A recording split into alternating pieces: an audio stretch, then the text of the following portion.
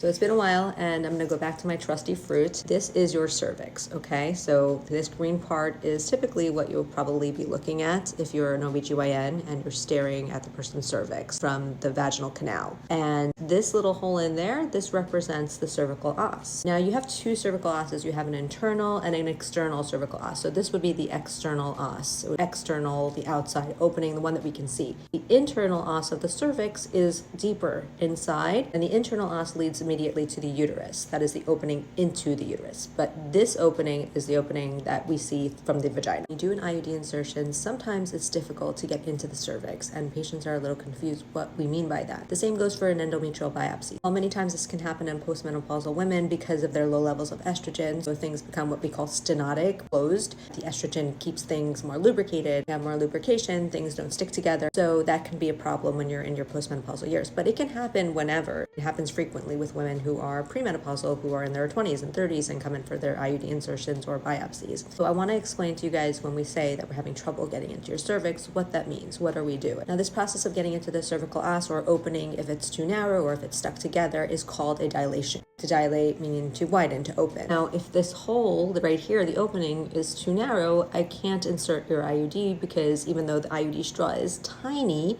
I think I have one in my house, but I don't know if I can find it right now. Sometimes if the os is too narrow or it's stuck together, I need to dilate it. So how do I do that?